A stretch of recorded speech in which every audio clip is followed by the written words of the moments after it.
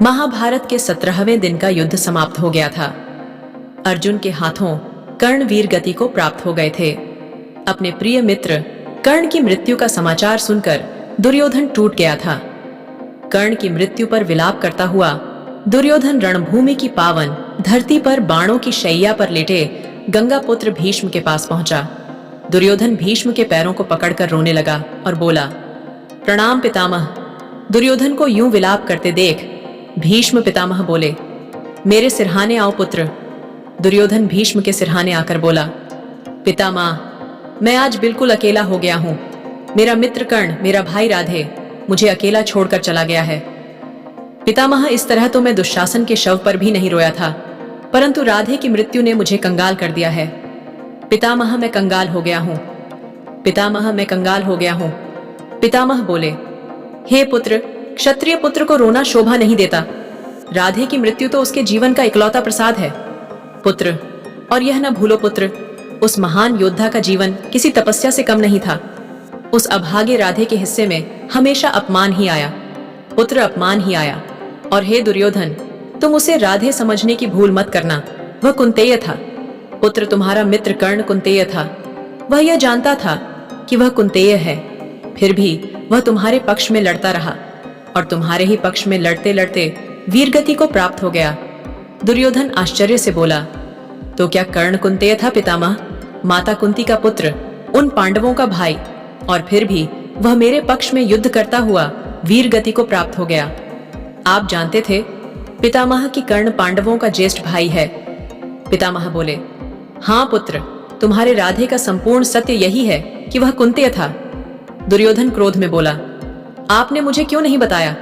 पितामह भीष्म बोले, विष पीकर भी जिसके मुख पर मुस्कान हो, उसका भेद खोलकर उसके बलिदान का अपमान नहीं किया जाता।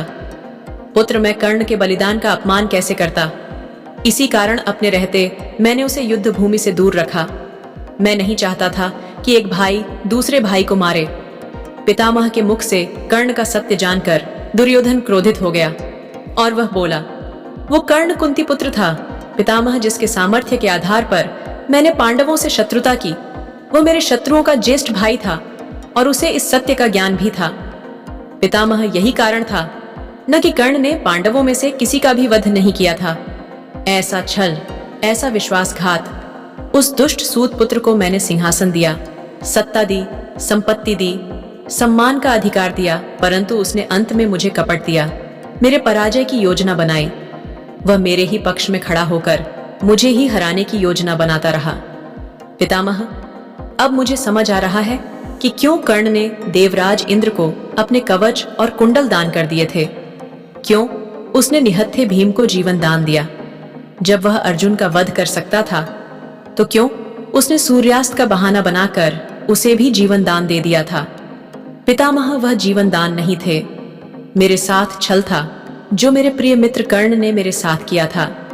पितामह, मैंने सदा उस पर आंख मूंद कर भरोसा किया था और उसने मेरे भरोसे का वध किया। पितामह, वध किया। दुर्योधन रोता हुआ आगे बोला, पर ऐसा क्यों है पितामह?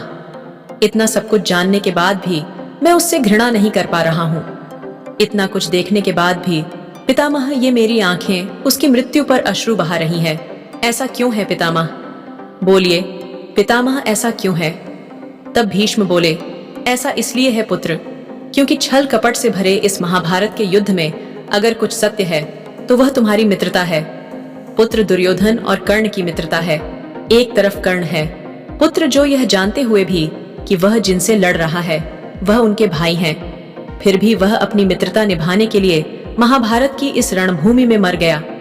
और दूसरी तरफ तुम हो पुत्र, जो यह सत्य जानने के बाद भी कि कर्ण तुम्हारे परम शत्रुओं का बड़ा भाई है, उसकी मृत्यु पर अश्रु बहा रहा है। धन्य हो तुम पुत्र, धन्य हो, धन्य है तुम्हारा मित्र कर्ण और धन्य है तुम्हारी मित्रता। और आज मैं अपने इन वृद्ध हाथों से ज्येष्ठ कुंती पुत्र को प्रणाम करता हूँ। मैं प्रणाम करता हूँ उसके बलिदान को, मैं प्रणाम करता हूँ दुर्योधन और कर्ण की मित्रता को। हे पुत्र, आने वाला इतिहास दुर्योधन और कर्ण की मित्रता को सदैव आदर के साथ स्मरण करेगा।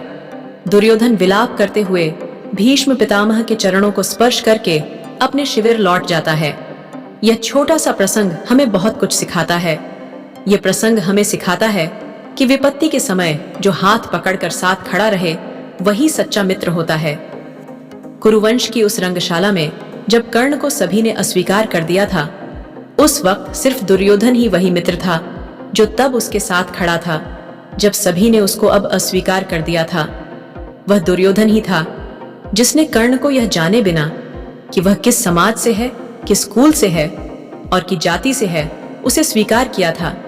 इतना ही नहीं, कर्ण को दुर्योधन ने हमेशा अपनी बराबरी में बैठाया और उसे अंग देश का राजा भी बनाया।